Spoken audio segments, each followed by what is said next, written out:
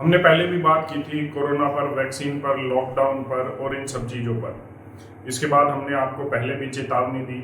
उसके बाद सरकार ने कुछ ऑफिशियल रिपोर्ट्स भी जारी की कि किस तरीके से मास्क लगाना शरीर के लिए हानिकारक है। इससे CO2 एक्यूमुलेशन आपकी बॉडी में होता है, जिसकी वजह से आपके फेफड़े प्रभावित होते हैं और शरीर में और भी जो ज़रूरी अंग हैं जैसे किडनी है और भी चीज़ें हैं, हार्ट है, इन पर बुरा असर पड़ता है। और किस तरीके से मास्क एक धोखा है। इसके बाद हमने बात की थी वैक्सीन पर भी यही था, ऑफिशियल रिपोर्ट आई और उसके बाद वैक्सीन और हार्ट अटैक्स के केसेस का एक कनेक्शन मिला।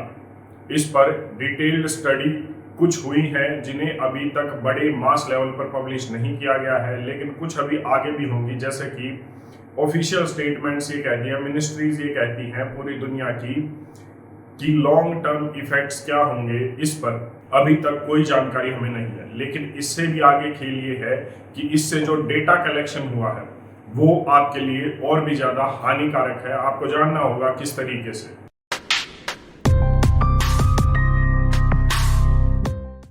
अभी कुछ दिन पहले खबर आई थी कि SBI के ATM पिन्स लीक हुए हैं।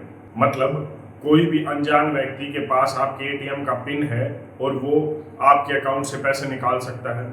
इसके बाद अभी जानकारी आई थी कि आधार कार्ड और पैन कार्ड का डेटा जो है उससे भी पैसे निकाले जा सकते हैं। और आधार कार्ड का जो ऑफिस है उससे फिंगरप्रिंट स्कैन का डेटा भी लीक हुआ था, जिससे आपको ना तो OTP आपके पास आएगा और ना ही किसी तरीके का मैसेज आपके पास आएगा, लेकिन आपके अकाउंट से पैसे उड़ जाएंगे। ये डेटा इतना महत्वपूर्ण होता है, इतना पर्सनल होता है, इतना प्राइवेट होता है कि इससे आज आप कंगाल भी हो सकते हैं। और अगर आप ये सोचते हैं कि आपका कुछ भी डेटा, कोई भी डॉक्यूमेंट आज प्राइवेट है, आप प्राइवेसी में है, तो आप एक ऐसी वर्चुअल वर्ल्ड में जी रहे हैं जिसे आप सोच भी नहीं सकते।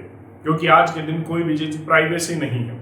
आज वर्ल्ड इकोनॉमिक फोरम ने एक बार स्टेटमेंट दी थी कि you will own nothing till 2030 and you will be happy. आपके पास कुछ होगा नहीं, लेकिन फिर भी आप खुश होंगे साल 2030 तक, और शायद उस पर ही काम चल रहा है। कोई भी डॉक्यूमेंट, किसी भी तरीके की प्राइवेसी आज लाइफ में नहीं है। आपको याद होगा कि जब वैक्सीन लगना शुरू हुई पूरी दुनिया में या हमारे देश में, तो एक रजिस्ट्रेशन फॉर्म होता था, मतलब ऑनलाइन रजिस्टर करवाना पड़ता था कोविन ऐप पर। आपका आधार कार्ड, आपकी पर्सनल डिटेल, आपका फ़ोन नंबर, जिससे उस पर मैसेज आए कि आपने फर्स्ट डोज ले लिया, सेकंड डोज ले लिया है। और उसके बाद इस डेटा को कोविन ऐप में फीड किया जाता था, जिसे मिनिस्ट्री डील करती थी। अब कोविन ऐप पर जो करोड़ों करोड़, जो भारत सरकार ने उपलब्धि भी गिनवाया था कि 219 करोड़ वैक्सीन डोजेज हमने लगा दी है और पूरी दुनिया की सबसे बड़ी वैक्सीनेशन ड्राइव है, इसका कोविन ऐप पर डेटा लीक हो गया। हालांकि मिनिस्ट्री ये कह रही है, हेल्थ मिनिस्ट्री ये कह रही है कोई डेटा लीक नहीं हुआ है, लेकिन यूनियन इंफॉर्मेशन मिनिस्टर खुद ये कह रहे हैं सरकार के कि जो डेटा लीक हुआ है वो काफ़ी दिन पहले चोरी हुआ था। मतलब डेटा तो चोरी हुआ है, लीक भी हुआ है, लेकिन मानने से इनकार कर रही है, जो सरकार अक्सर करती है। लेकिन बात यहाँ पर आती है, इस डेटा से होगा क्या? आप ये कह सकते हैं मेरे फ़ोन नंबर, आधार कार्ड से कुछ नहीं होता। आधार कार्ड से आपका डेटा निकाला जा सकता है और आधार कार्ड ऑफिस से, जो मैंने आपको पहले बताया, आधार कार्ड ऑफिस से आपके फिंगरप्रिंट स्कैन का डेटा निकल सकता है, जिससे हैकर्स को या चोरों को कोई भी ज़रूरत नहीं आपके मोबाइल के, आपके बैंक अकाउंट के या किसी भी चीज़ की। वो सीधा आपके बैंक अकाउंट को खाली करेंगे और आप एक तरीके से कंगाल हो जाएंगे। ये आने वाले समय की कुछ सच्चाइयाँ हैं। Data is the new oil. जिसके पास डेटा है वो सबसे अमीर होने वाला है, और इसीलिए बड़ी बड़ी हाईटेक कंपनियां, IT कंपनियां बड़े बड़े ऑफिसेज ले रही हैं, करोड़ों रुपए, अरबों रुपए खर्च कर रही हैं डेटा सेविंग पर। आपका हर एक डेटा सेव किया जाता है, जो आप सोशल मीडिया पर पोस्ट करते हैं, जो आपके लाइक्स एंड डिसलाइक्स, आप क्या बात करते हैं, किस तरीके से बात करते हैं, आपकी क्या ज़रूरतें हैं, आप जनवरी में क्या खरीदेंगे, दिसंबर में क्या खरीदेंगे, वो सब डेटा वो स्टोर करते हैं, फिर उसी तरीके से आपको बेचा जाता है। और इसमें बिकने वाले प्रोडक्ट नहीं होते, वो प्रोडक्ट आप हैं, आपको बेचा जा रहा है और आप बिक रहे हैं। फेसबुक, ट्विटर, इंस्टाग्राम कुछ भी फ्री नहीं है, उस पर बिकने वाले प्रोडक्ट आप हैं और आप बिक रहे हैं। ठीक उसी तरीके से, लेकिन अब इतना जरूर है कि कोविन ऐप से जब ये डेटा लीक हुआ तो सीनियर ब्यूरोक्रेट्स और नेताओं का डेटा भी लीक हो गया।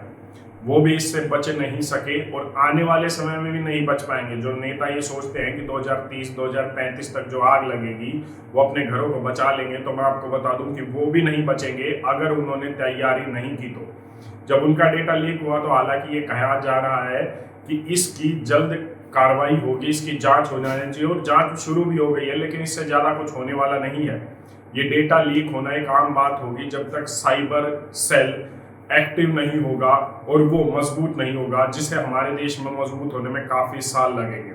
हाँ, इतना ज़रूर है कि अगर आपके नाम पर कुछ भी चोरी होती है साइबर में, या इस तरीके की कोई भी चोरी होती है, तो आपके पास अभी कोई ऐसा सिस्टम नहीं है, कोई प्रशासन नहीं है जो आपकी बात सुनेगा, क्योंकि हैकर्स दूसरे देश से बैठकर, दुनिया के किसी भी कोने में बैठकर इसको अंजाम देते हैं, और भारत सरकार या भारत का प्रशासन उसमें कुछ भी नहीं कर पाता। अगर आपको अब भी ये समझ में नहीं आ रहा कि आपका डेटा जो पर्सनल डेटा है वो कितना ज़रूरी है और इसके चोरी होने से आपको कितना फ़र्क पड़ता है, तो मुझे लगता है कि आपको एक काम करना चाहिए। आप अपनी बूस्टर डोज लीजिए और इंतज़ार कीजिए जो कुछ होने वाला हो, और देखते रहिए, टीवी पर देखते रहिए, न्यूज़ देखिए और आराम की ज़िंदगी बिताइए जितनी भी बची हुई है।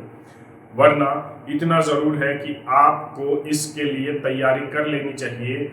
मिनिमम से मिनिमम, कम से कम इतना ज़रूर होना चाहिए कि आने वाली जो परेशानियां हैं उनके लिए आप तैयार हों, आपके परिवार के लिए वो परेशानियां कम हो। आपकी इस पर अपनी क्या राय है कमेंट करके ज़रूर बताएं। धन्यवाद। जय हिंद।